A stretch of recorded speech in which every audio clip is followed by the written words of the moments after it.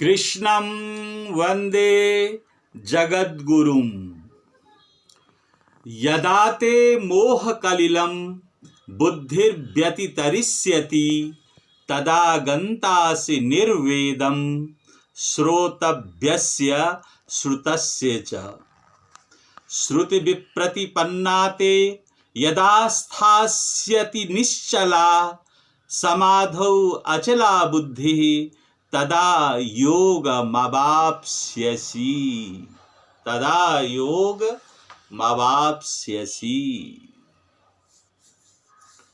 वस्तुतः ये सब जो श्लोक हैं पूरे देश की जो जनता है उनकी आंखें खोलने के लिए है कि इन श्लोकों का अर्थ क्या है, इन श्लोकों की व्याख्या क्या है और हम लोग किस रूप में इन श्लोकों को पढ़ते हैं और जानते हैं।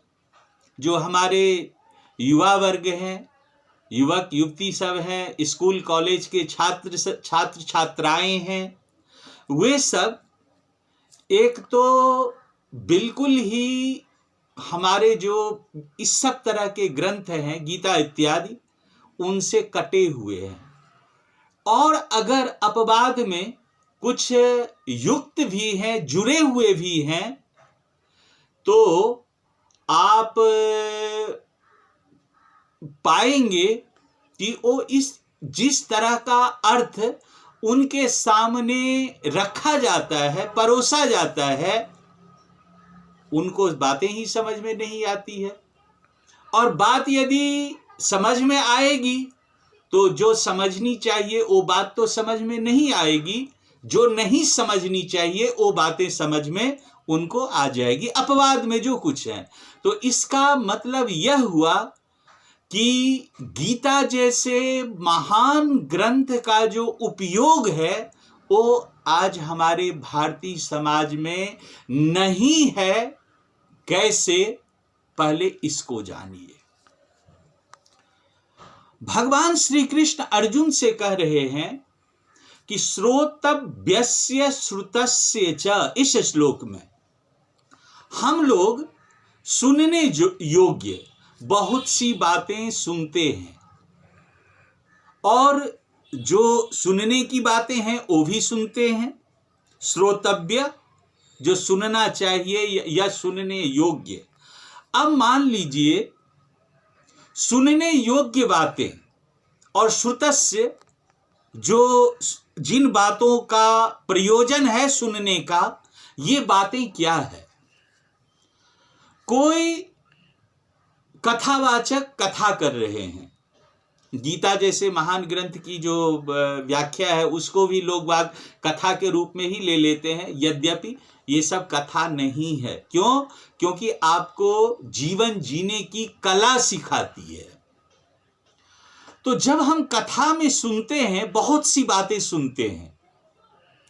अभी राम मंदिर का निर्माण हुआ है, श्री राम जन्मभूमि पर श्री राम जी की प्राण प्रतिष्ठा हुई है। वहां पर टीवी चैनलों पर मैं देखता था, चुनिया मुनिया चुनमुन बुलबुल सब अपने अपने हाथ में माइक पकड़े हुए अक्सर जिस चैनल को चेंज करता देखने के लिए कि वहाँ क्या समझा रहे हैं, वहाँ क्या बता रहे हैं, होई हई सोई जो राम रचि राखा, वही होगा जो राम भगवान ने तय कर रखा है। अब आप अगर किसी चुनिया या मुनिया किसी चुनमुन बुलबुल के को एक खींच दें और कहें कि होई हई सोई जो राम रचि राखा, तो फिर तो उनको कोई शिकायत उकायत के लिए जाना ही नहीं कहीं चाहिए कि भगवान ने इस तरह से रच रखा था। दुनिया में जितनी अच्छी बुरी बातें हैं सब बातें भगवान ने रच रखा था। तो ये श्रोतव्य बातें हैं, सुनने में अच्छी लगती है। तो क्या तुलसीदास ने गलत कह दी? नहीं, तुलसीदास जी ने गलत नहीं कही। एक नीति निपुण व्यक्ति जिसके पास न्याय है, सत्य है, धर्म है और शक्ति है, वो जब बुराई को मिटाने के लिए जो चाहेगा वो तो कर डालेगा ना। तो श्री राम जी कर डालेंगे, क्योंकि अब उनकी रची हुई बातें क्या हुई कि जो उन्होंने चाहा। और अगर वो फिक्स्ड है, सब कुछ सही है, उसी तरह से है कि होइए सो जो राम रचि राखा, कि राम जी जैसा करेंगे वैसा ही इस संसार में होगा। तो फिर तुलसीदास जी ने यह क्यों कहा, जो जस करहि सो तस फल चाखा, कर्म प्रधान विश्व रचि राखा। इसमें इस चौपाई में अर्थ है कि आप जो चाहेंगे वह होगा, आप जो करेंगे वह होगा। कर्म प्रधान विश्व रचि राखा। किसी चैनल पर किसी चुनिया मुनिया चुनमुन बुलबुल को मैंने यह बोलते हुए नहीं देखा। तो एक तरफ तो आप पाखंड परोस रहे हो, पाखंड। श्री राम जी का मंदिर बनना, श्री राम जी का प्राण प्रतिष्ठा होना बहुत अच्छी बात है, लेकिन आप श्री राम जी के जो फॉलोअर्स हैं, जो अनुयायी हैं, उनको क्या दे रहे हो कि 10 आदमी ने 50 आदमी ने तलवार लेकर के हमला कर दिया, हे राम जी आइए बचाइए, हे कृष्ण जी आइए बचाइए, हे राम जी आइए बचाइए। यह आप उनको दे करके उनको कायर बना रहे हो, उनको भीरू बना रहे हो। इसी बात को श्री कृष्ण जी यहां पर इस रूप में कह रहे हैं कि बहुत सारी बातें जो हम लोग सुनते हैं, सुनने योग्य या सुनने वाली जो बातें सब है, लेकिन उन बातों को सुन करके अब ये जो श्री कृष्ण जी यहां कहना चाह रहे हैं कि उन बातों को सुन करके, मैंने कहा थोड़ा सा और इसको बारीकी से समझ लीजिए। किसी को भ्रष्टाचार करने का मौका मिला, हमारे यहाँ पर बहुत अच्छी तरह से कही जाती है, माँ लक्ष्मी की कृपा वर्षी है, माँ लक्ष्मी की कृपा हुई है। अब यहाँ पर भगवती भी हैं, धन की देवी भी हैं, कृपा हुई और भ्रष्टाचार कर बैठे। सुनने में बड़ी अच्छी बातें लगती है। कई बार जब किसी के साथ अन्याय अत्याचार होता है और अब जुल्मी पकड़ा जाएगा, हम लोग जो मेहनत करते हैं, किसी के साथ अन्याय हुआ, अत्याचार हुआ, किसी को झूठे मुकदमे मामले सब में फंसा दिया, हम लोग जब मेहनत करते हैं तो जब ये लोग शिकंजे में आने लगते हैं तो हम लोगों को बहुत बातें कही जाती है कि अरे उनके नसीब में ऐसा ही रहा होगा, ऐसा ही होना होगा, चलो शास्त्री जी जो होना है हो गया। अगर मैं लाभान्वित भी होना चाहूं तो उसका भी ऑफर होता है। तो सुनने में ये सब बातें बहुत अच्छी लगती है, लेकिन भगवान श्री कृष्ण कह रहे हैं कि यदाते मोह कलिलम बुद्धिर व्यतितरिष्यति। अपने बुद्धि का प्रयोग करो और ये जो मोह, ये जो लोभ, इस सब तरह की मोह लोभ वस्तुतः एक ही बात है, अलग अलग बात नहीं है। हमें अगर हम कोई न्यायाधीश है, सुप्रीम कोर्ट का कोई जज है और वो मेरिट के विरुद्ध आदेश पारित करता है तो उसको क्या हुआ, धन के साथ मोह हुआ, सूटकेस के साथ मोह हुआ। हाईकोर्ट का कोई जज है अगर ऐसा करता है तो सूटकेस के साथ उसको मोह हुआ, पैसे के साथ उसको मोह हुआ, लगाव हुआ। और वही लगाव जो है लोभ है, पैसे का उसको लालच हुआ, लोभ हुआ। तो यदाते मोह कलिलम बुद्धिर व्यतितरिष्यति। जो लोभ लालच या मोह के कारण हमारा मन बुद्धि इत्यादि दलदल के अंदर में धसा हुआ रहता है। दलदल क्या है? मोह है, लोभ है, लालच है। दलदल इसको क्यों कहा? इसलिए कहा कि जब भी हम गलत कर्म करते हैं, कर्तव्य कर्म में भ्रष्टाचार करते हैं, तो उससे दूसरे व्यक्ति का नुकसान होता है, दूसरे व्यक्ति की हानि होती है। और कर्तव्य कर्म में भ्रष्टाचार करना यानी ईश्वर को गाली देना। मनुष्य का जन्म ही इस धरती पर कर्तव्य कर्म करके मोक्ष की प्राप्ति के लिए हुआ है। हम लोग यह मान लेते हैं कि अब इसी श्लोक में देखिए, 2 श्लोक मैंने बोला कि समाधौ अचला सिद्धि, जब हम मोह रूपी दलदल से ऊपर उठेंगे तब हम समाधि अवस्था अर्थात अचल सिद्धि को प्राप्त करेंगे। अब समाधि अवस्था क्या है, अचल सिद्धि क्या है, आप ढूंढ लीजिए गीताओं में जो लोगों ने व्याख्या कर रखी है, इसका मतलब आपको समझ में आ जाए। और अगर ये सब चीज सिर्फ भगवान भगवती सबकी पूजा अर्चना है तो फिर श्री कृष्ण जी अर्जुन को पूजा अर्चना करने का उपदेश दे रहे हैं क्या? पूजा अर्चना नहीं है। तो सम और पूजा अर्चना ही है, नहीं है और पूजा अर्चना ही है। कैसे? जब आप कर्तव्य कर्म में ईश्वर को देखेंगे तब यह पूजा अर्चना की बात है, और जब आप कर्तव्य कर्म में ईश्वर को नहीं देखेंगे, पाखंड इत्यादि में ईश्वर को देखेंगे, तब यह पूजा अर्चना नहीं है। तो दोनों बातें हैं। अब समाधि और अचल स्थिति की क्या बात हुई? समाधि किसको कहते हैं? समाधौ अचला सिद्धि, समाधि में अचल सिद्धि। जब किसी कर्म को हम एकाग्र चित्त होकर के करते हैं, उस अवस्था का नाम समाधि है। जो भी कर्तव्य कर्म है वो कर्तव्य कर्म एकाग्र चित्त होकर के करने के लिए होता है। इंजीनियर अगर किसी पुल का निर्माण करेगा तो उसको एकाग्र चित्त होना पड़ेगा। कहीं भी 19-20 हो गया, वहीं से पुल धरा करके गिर जाएगा। तो एकाग्र चित्त होगा तब सीमेंट का, बालू का, लोहे का, ज्वाइंट सब का अच्छी तरह से प्रयोग होगा। तो उस एकाग्र चित्त होने का नाम इंजीनियर का काम क्या हो गया? समाधि। और अचला क्या हो गया कि उसकी बुद्धि इधर उधर नहीं भटकी, ना चला। अचला बुद्धि, जो बुद्धि कर्म मार्ग में इधर उधर नहीं भटकती है। दूसरा उदाहरण लीजिए, कोई सर्वोच्च न्यायालय का न्यायाधीश है और वो अपने कर्तव्य कर्मों को कर रहा है, न्याय के सिंहासन पर बैठा हुआ है। जब वो एकाग्र चित्त हो जाएगा कि सही क्या है, गलत क्या है, और इससे पहले के श्लोक में मोह रूपी दलदल से ऊपर उठेगा। यदा ते मोह कलिलम बुद्धिर व्यतितरिष्यति, लोभ मोह रूपी दलदल से ऊपर उठ जाएगा, मन को एकाग्र कर लेगा उस कर्म के प्रति जिस कर्म को करने के लिए वो भगवान के आसन पर न्यायाधीश बन करके बैठा हुआ है। ऐसी स्थिति में क्या होगी? तभी वो अचल सिद्धि को अर्थात परमात्मा का जो सच्चा उपासक है वो कहलाएगा, जब वो समाधि की अवस्था में जाएगा। तो अब समाधि की अवस्था क्या हुई?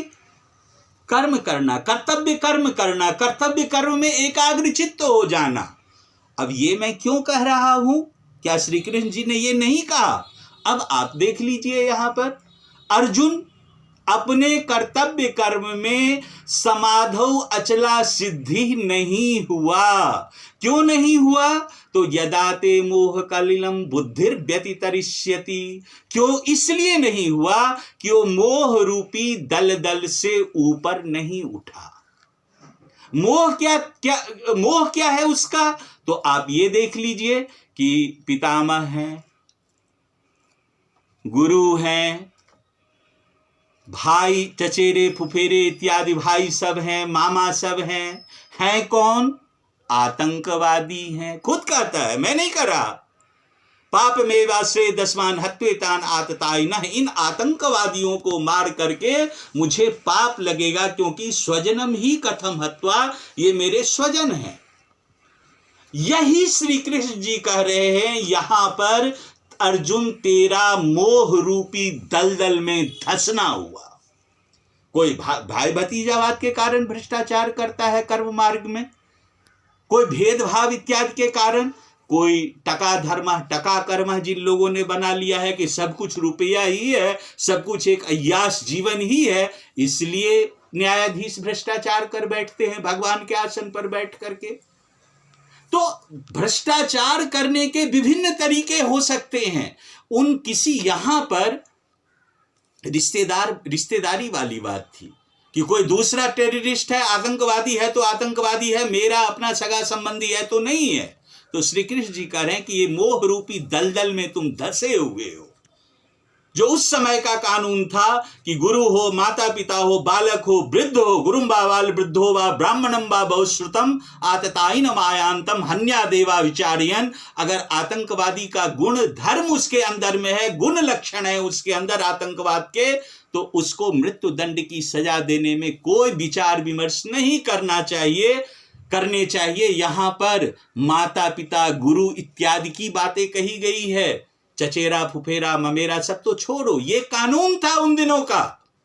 तो श्री कृष्ण जी कह रहे हैं कि मोह कलिलम बुद्धिर्व्यतितरिष्यति। तेरी जो यह बुद्धि है, जो वहां पर अर्जुन की बुद्धि भाई भतीजा वाद रूपी भ्रष्टाचार के दलदल में धस चुकी है। आजकल ये जो हमारे अर्जुन हैं, जब कर्तव्य कर्म के आसन पर न्यायाधीश बनकर, ब्यूरोक्रेट्स बनकर के, डॉक्टर, इंजीनियर इत्यादि बड़े बड़े पदों पर बैठते हैं, नेताओं के बड़े बड़े पदों पर बैठते हैं, तो उनकी बुद्धि जो है किस दलदल में धस जाती है? सूटकेस रूपी दलदल में धस जाती है। भ्रष्टाचार वहां पर क्या होता है? लाखों करोड़ों रुपए का लेन देन, करोड़ों करोड़, कई सौ, हजार करोड़ लोगों के घर से निकलते हैं। क्या है? ये बीमारी है। तो कह रहे हैं कि ये दलदल में धसा हुआ इंसान होता है ऐसा, और जब वो दलदल से बाहर निकलता है, उसकी बुद्धि दलदल से बाहर निकलती है, और ये जो सुना कि जो ये मेरे गुरु हैं, ये मेरे पितामह हैं, ठीक है, जो करेंगे वो करेंगे, छोड़ो, तो कह रहे हैं कि इन सब बातों से ऊपर उठना पड़ता है। क्यों? कथाएं बहुत है, कहानियां बहुत हैं, पुस्तकें बहुत है, उसमें क्या लिखी हुई है उससे अधिक हमें खुद के मस्तिष्क के ऊपर विश्वास करना होता है कि इस बातें सही है या बातें गलत है। अब हम भ्रष्टाचार कर रहे हैं, कोई कहेगा कि लक्ष्मी माँ की कृपा तेरे ऊपर हो रही है, और हमने मान लिया, अरे वाह वाह वाह, देखो गुरुजी कह रहे हैं कि माँ लक्ष्मी की कृपा तेरे ऊपर हुई है। चुनिया मुनिया सब न्यूज चैनल पर बोल रही है, होई होई सही जो राम रच राखा। राम ने चाहा था कि तू भ्रष्टाचार करेगा, तुझे करोड़ों रुपए मिलेंगे, इसलिए तू भ्रष्टाचार कर रहा है। तो ये बहुत श्रोतव्य और सुतज्ञ जो इस सब तरह की बातें हैं, श्री कृष्ण जी कह रहे हैं, जब तू मोह रूपी दलदल से ऊपर उठ जाएगा और कर्तव्य कर्म मात्र में कर्तव्य कर्म को देखेगा, तब समाधौ अचला सिद्धि, उस स्थिति में तू समाधिस्थ हो जाएगा और अचला सिद्धि, ना भटकने वाली सिद्धि प्राप्ति होगी। अचला सिद्धि किसको कहते हैं? ना चला, जहां पर अर्जुन का मन क्यों चल गया, क्यों भटक गया, अचल क्यों नहीं है? क्योंकि वह अपने समाधि से दूर चला गया। तो समाधौ अचला सिद्धि तदा योग मवाप्स्यसि, तब तुम वास्तविक रूप में कर्म योगी कहलाओगे, ईश्वर के भक्त कहलाओगे। यह कर्म मार्ग, कर्म योग और ईश्वर प्राप्ति का मूल साधन है, ऐसा श्री कृष्ण जी बता रहे हैं। 18वें अध्याय में घोषणा कर दी कि स्वकर्मणा तम अभ्यर्च। आज जो व्याख्या मैंने आपके सामने की है, इन दोनों श्लोक की, आप किसी IAS ये व्याख्या सुने, IPS सुने, डॉक्टर सुने, इंजीनियर सुने, कोई न्यायाधीश सुने, उनके ऊपर क्या प्रभाव पड़ेगा इस व्याख्या का? और जो व्याख्या किताबों में लिखी हुई पढ़ेंगे, इन श्लोकों का अर्थ का अनर्थ कर रखा है। समाधो अचला सिद्धि, अरे ना समाधि का अर्थ पता है, ना अचल सिद्धि का अर्थ पता है, ना सरकमचांस का अर्थ पता है कि मोह कलिलम, मोह के दलदल में, और फिर वहां पर समाधौ अचला सिद्धि, और अंत में अर्जुन करिष्ये वचनम तव नष्टो मोह गतः शोकः, मोह नष्ट हो गया, शोक खत्म हो गया। हे श्री कृष्ण जी, आपकी आज्ञा का, आपके आदेश का पालन करता हूं। तो क्या इस सब तरह के अर्थ हमारे यहाँ बताए जाते हैं? नहीं बताए जाते। गीता का सत्यार्थ, गीता का सही अर्थ लोगों को नहीं समझाया बताया जाता है। तो अपनी तरफ से कोशिश कर रहा हूं। आज इन दोनों श्लोकों की व्याख्या ही समापन करते हुए पुनः किसी श्लोक को लेकर के आपके समक्ष उपस्थित होऊंगा। तब तक के लिए सभी को सादर प्रणाम। और एक बात, किसी को कुछ पूछना हो तो कमेंट में आप लिखिए, उसका मैं जवाब दूंगा। तो अब यहीं पर समापन कर रहे हैं, इन दोनों श्लोकों को पुनः किसी श्लोक को लेकर के उपस्थित होएंगे। कृष्णं वंदे जगद्गुरुं।